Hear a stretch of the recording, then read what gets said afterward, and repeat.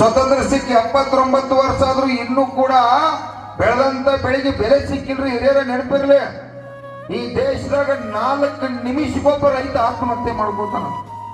ಯಾಕರ 4 ನಿಮಿಷಕ್ಕೊಬ್ಬ ಈ ದೇಶದಾಗ ರೈತ ಆತ್ಮಹತ್ಯೆ ಮಾಡ್ಕೋತಾನ. ನಮ್ಮ ಅಣ್ಣಮ್ಮ ಸಾಯತಾನು, ನಮ್ಮ ಕಾಕ ಸಾಯತಾನು, ನನ್ನ ತಾಯಿ ಸಾಯತಾಳು. ಇವತ್ತ ತನ್ನ ಕುಟುಂಬನ ಬದುಕಿಸಲಾಗಿ ಆತ್ಮಹತ್ಯೆ ಮಾಡ್ಕೋತಾರ. ಈ 545 ಮಂದಿ ಸಂಸದರ, ಈ 224 ಮಂದಿ ಶಾಸಕರ ನಿಮ್ ಬದಲು ಭಯ ಇಲ್ಲ, ಗೌರವ ಇಲ್ಲ, ನಿಮ್ ಬದಲು ಚಿಂತನೆ ಮಾಡತ್ತಿಲ್ಲ. ಯಾರು ಈ ದೇಶದಾಗ ಸಾಯ್ತಾ ಇಲ್ಲ. ಈ ರೈತರು ಮಾತ್ರ 4 ನಿಮಿಷಕ್ಕೊಬ್ಬ ರೈತ ಆತ್ಮಹತ್ಯೆ ಮಾಡ್ಕೋತಾನು.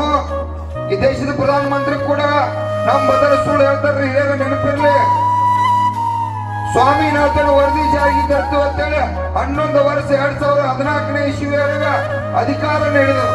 ನಾವು ಕೂಡ ಓಟ್ ಹಾಕಿದ ನಾವತ್ತ, ಬಟ್ ನೋವಾಗುವಂಗ ಓಟ್ ಹಾಕಿದ್ವು. ಸ್ವಾಮಿನಾಥನ್ ವರದಿ ಜಾರಿಗೆ ಬರ್ತತಿ, ನಮ್ಮೆಲ್ಲ ರೇಟ್ಗಳು ಡಬಲ್ ಆಗ್ತಾವು, ನಮ್ಮ ಕುಟುಂಬಗಳು ಆರ್ಥಿಕವಾಗಿ ಪ್ರಬಲ ಆಗ್ತಾವ ಅಂತ ಹೇಳಿ ನಾವೆಲ್ಲ ಓಟ್ ಹಾಕಿದ್ವು.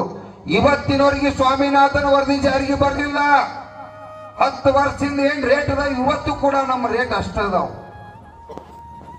ಅಂದ್ರ ಏನಿದ ಈ ದೇಶದ ಪ್ರಧಾನಮಂತ್ರಿ ಸುಳ್ಳು ಹೇಳ್ತಾರೋ